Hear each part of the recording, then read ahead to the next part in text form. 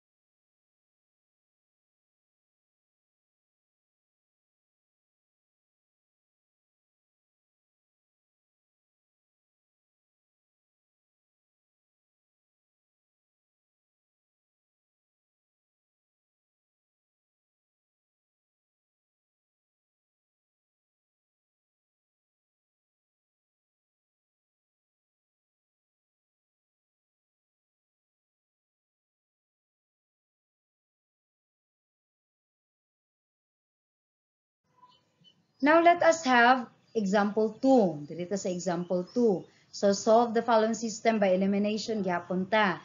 So, first step is to write the equations in standard form. Ax plus by equals c. So, tanawon na to ang duha ka equation. Tanawon na to sila. Kaning isa is, dili siya in standard form. Ang isa standard form na. So, i-rewrite nato ning isa into standard form. Okay, so we have here a negative 5y equals negative 2x plus 3. So, himo na to siya og standard form. Mahimo na siyang, ibalik na to si negative 2x. So, mahimo na siyang positive 2x. Unya, minus 5y equals 3. Okay. And the other equation is, so from this equation, nahimo na siya that equation. So, ang isa ka equation, atong ibutang diri. 3x plus y equals negative 4. As you can see, maglisod taon sa na to pag-eliminate. Wala may magpareho og variable sa ila. 2 minus 3, negative 1 man. So, dili may eliminate. Ang isa negative 5, unya 1 man eh. Ang coefficient sa isa, 1 man eh. So, dili na to may eliminate po si y. So, this is the time nga mag-multiply ta. No? Mag-multiply ta, isa ani nga mga equations para mo pareha. No? Mo pareha og coefficient. So, let us say, si y, gusto nato siya mahimo og 5 ang iyahang coefficient para ma-eliminate nato sila. So, unsay buhaton? That means we will multiply this by 5. So, ang equation number 2, so si equation number 1, nahimo na siyang 2x minus 5y equals 3. Si equation number 2, i-multiply na to og 5. I-times na to siya og 5. So we have 5 times 3x, that is 15x by distributive property. And then 5 times y, that is 5y. And then 5 times negative 4 is negative 20. That means the second equation becomes 15x plus 5y equals negative 20. Okay. So, let's try to solve this one. Kani silang duha. We'll proceed to step 2 now. Okay. So, we have here the first equation. We have 2x minus 5y equals 3.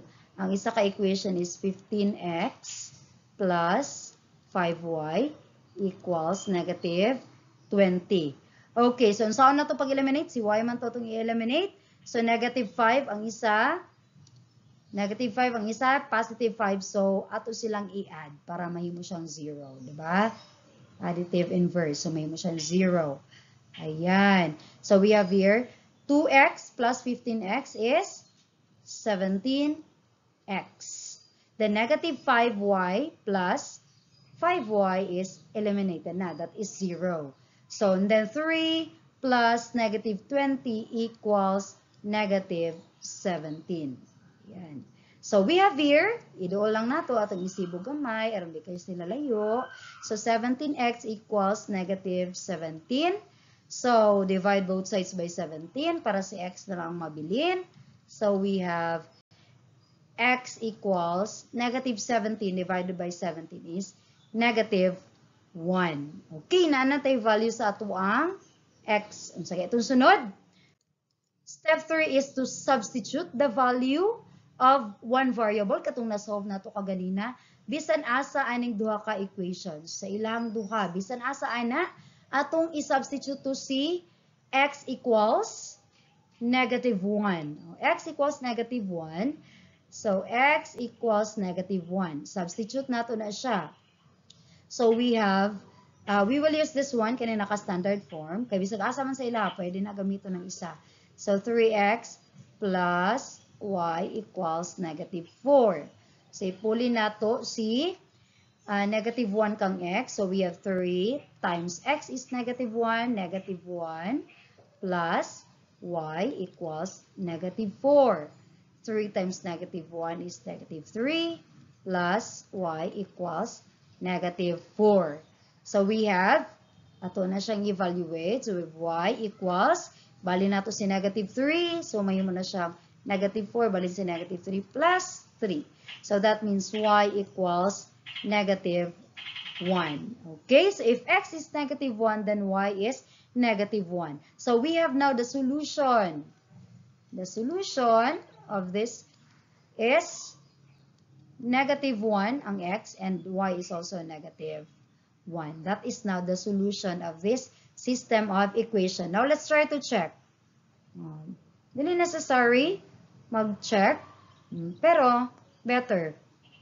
Okay, sige. Check na to si negative 1, 1 if it will make the statement true. Bisan asa gyapon sa equation. So, let's try this first equation daw. So, we have negative 5y equals negative 2x plus 3. Substitute na to. So, we have negative 5. Y is negative 1 equals negative 2 times x is negative 1. Then, plus 3. Negative 1 times negative 1 is positive 5. Now, negative 2 times negative 1, that is positive 2. And then plus 3. So, 5 is equal to 2 plus 3, that is 5. So, that means tama ang ato ang solution because it made this statement true. So, tama ang atong equation with the point negative 1, 1. Now, we'll have another example. O, kaning example. This time, we have 4x minus 2y equals 8, 2x minus y equals 9. So, in standard form, naka-standard form naman sila.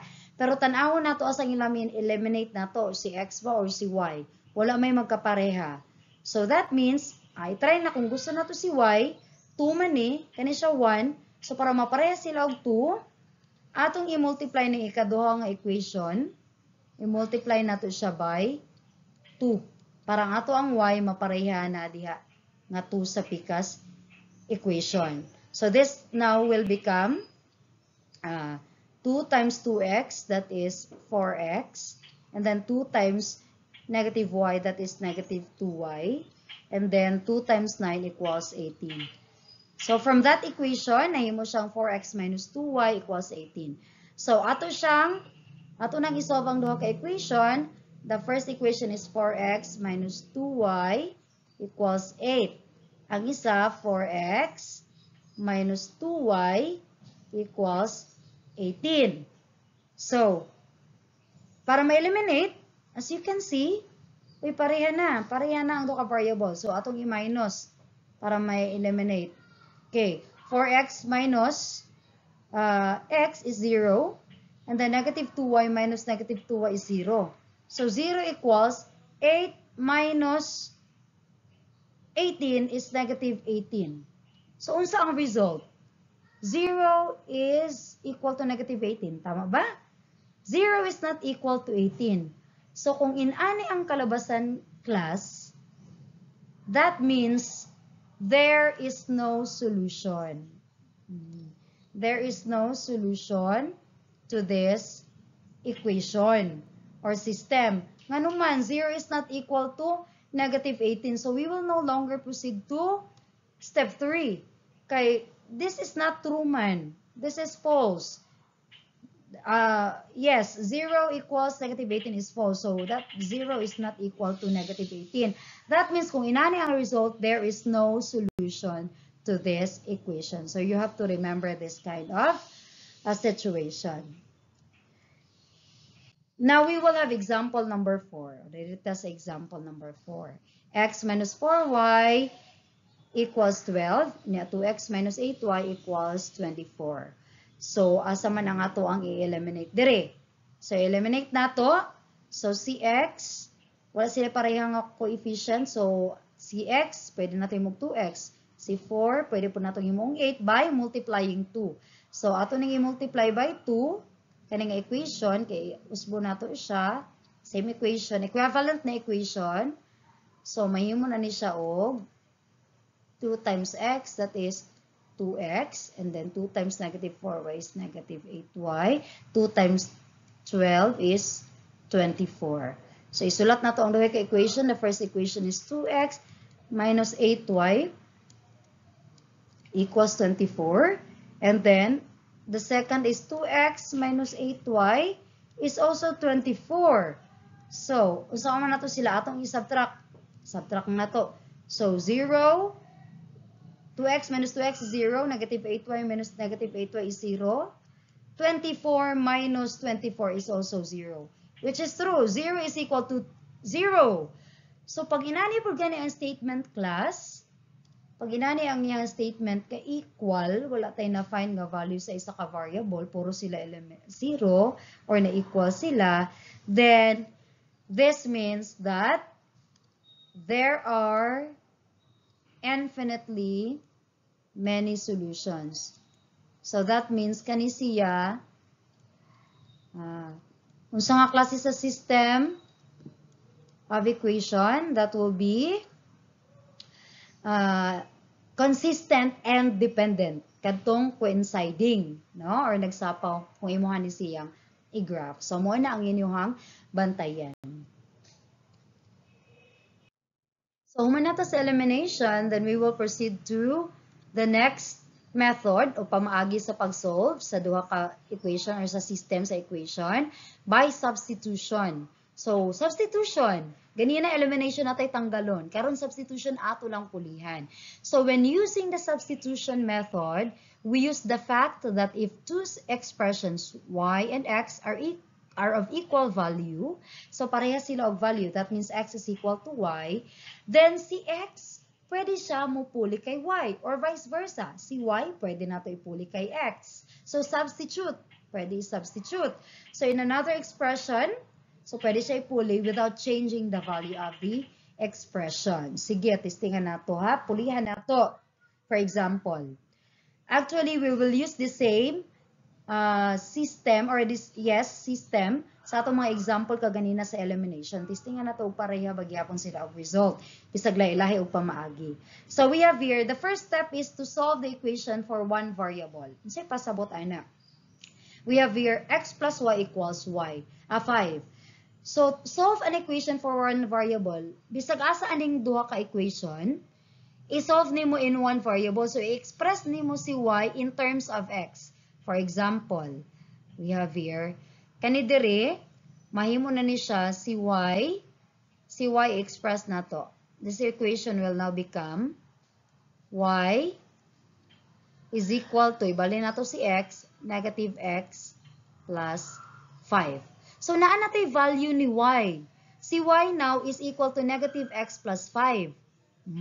So, we have here, y is equal to negative x plus 5. Wala na to giusab ang value ni y. Ato lang gi-express into using x. So, we have here, i-substitute nato ni kaninga value. Kaninga value, kaning si negative x plus 5, ipuli nato kay y dito sa isa ka equation. So, we have here, x minus y man ang ikaduhang equation equals 1. So, pulihan nato si y ani, negative x plus 5. So, substitute, mahimo na siyang x minus, unya ang y is negative x plus 5. And then, equals 1. So, we have, ato lang siya i-simplify.